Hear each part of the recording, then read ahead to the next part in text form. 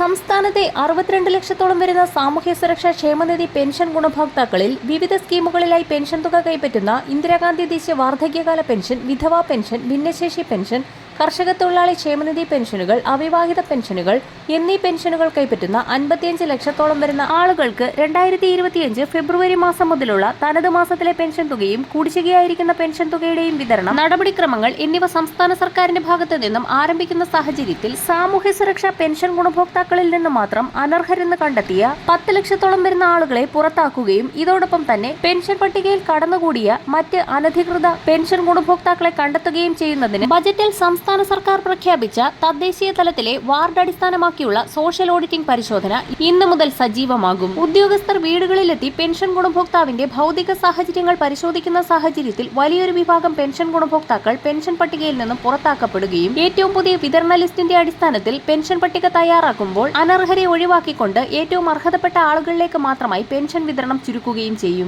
സംസ്ഥാനത്ത് ഫെബ്രുവരി മാസത്തിലെ പെൻഷൻ തുക വിതരണം സംസ്ഥാന സർക്കാരിന്റെ ഭാഗത്തു നിന്നും ആരംഭിക്കുന്ന സാഹചര്യത്തിൽ 2024 വർഷത്തിൽ കുടിശ്ശികയായിരിക്കുന്ന 3 ഗഡു പെൻഷൻ തുകയായ 4800 രൂപയുടെ വിതരണം കൂടി സർക്കാർ പ്രഖ്യാപിച്ചിരിക്കുകയാണ്. കുടിശ്ശിക തുക ഏപ്രിൽ മാസം മുതൽ തനത് മാസത്തിലെ പെൻഷൻ തുകയോടൊപ്പം 3 ഘട്ടങ്ങളിലായി വിതരണം ചെയ്യുമെന്ന് ധനമന്ത്രി കെ എൻ ബാലഗോപാൽ വ്യക്തമാക്കി. തനത് മാസത്തിലെ പെൻഷൻ തുകയായ 1600 രൂപയോടൊപ്പം ഓരോ ഗഡു കുടിശ്ശിക കൂടി ചേർത്ത് 3200 രൂപ വീതം 3 ഘട്ടങ്ങളിലായി ഗുണഭോക്താക്കൾക്ക് എത്തിച്ചേരുന്ന രീതിയിലാണ് വിതരണം ക്രമീകരിച്ചിരിക്കുന്നത്. സോഷ്യൽ ഓഡിറ്റിംഗിന്റെ ഭാഗമായി പുറത്താക്കപ്പെടുന്ന ഗുണഭോക്താക്കൾക്ക് കുടിശ്ശിക തുകയിൽ അർഹതയുണ്ടോ എന്നുള്ള കാര്യത്തിൽ വരും ദിവസങ്ങളിൽ സംസ്ഥാന സർക്കാരിന്റെ ഭാഗത്തു നിന്നും പ്രഖ്യാപനമുണ്ടാകും.